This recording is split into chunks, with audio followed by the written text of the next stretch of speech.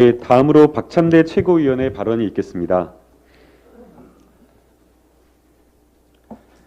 윤석열 대통령이 망치는 외교와 경제 민주당이 직접 챙기겠습니다.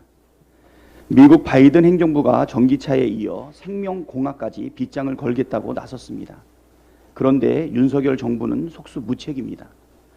바이든 대통령은 인플레이션 감축법과 반도체법에 이어서 바이오 분야 미국 내 생산을 골자로 한 국가 생명공학 및 바이오 제조 이니셔티브 행정명령에 서명했습니다.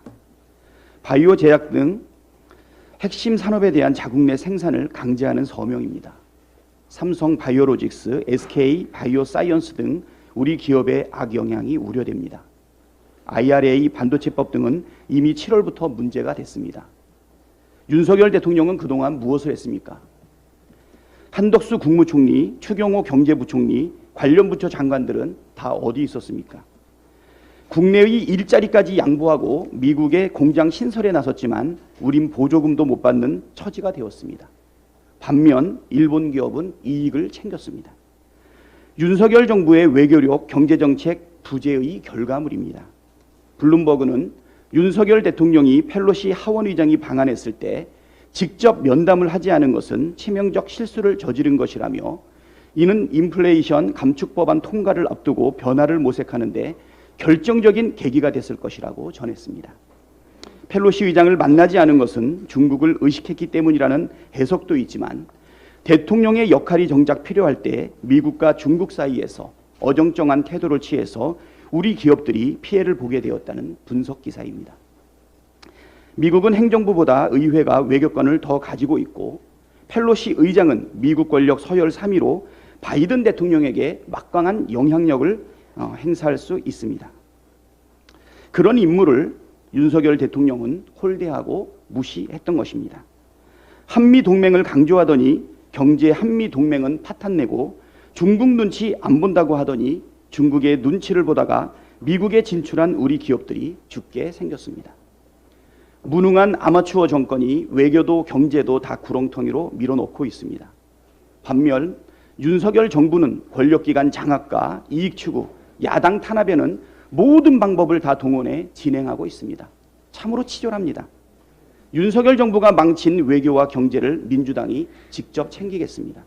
국회의장님께 제안합니다. 의장님과 여야 대표단이 함께 미국 의회를 방문해 IRA와 반도체법 등의 타개책을 모색했으면 합니다. 여야가 한 목소리를 낸다면 미국 의회를 통한 행정부의 전향적 태도 변화를 이끌어낼 수 있지 않겠습니까?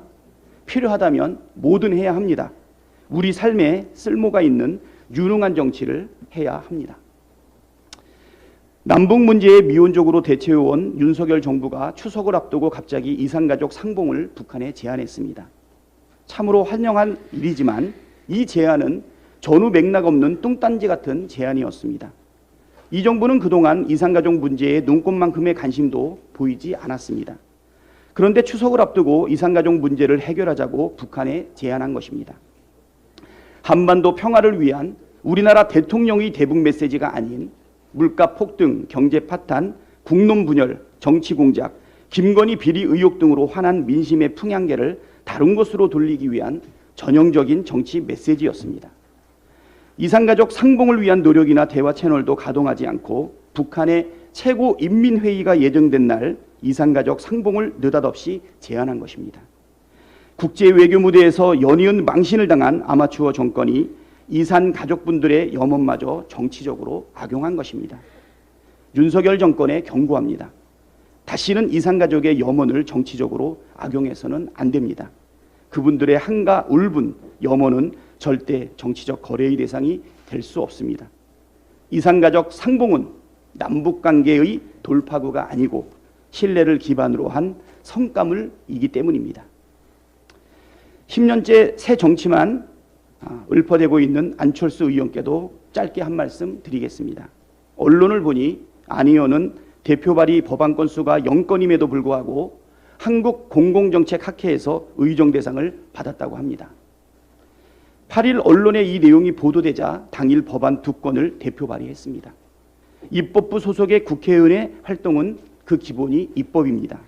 갈등을 줄이고 시대 정신을 반영한 입법 활동에 많은 의원들이 전념하고 있습니다.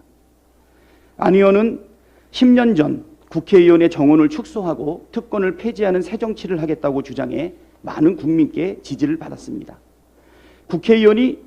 국회의원은 국민이 고용한 계약직, 임시직 공무원인데 밥값을 해야 한다는 책임감이 있는지 묻고 싶다며 의원의 숫자를 줄여야 한다고 주장했던 것입니다.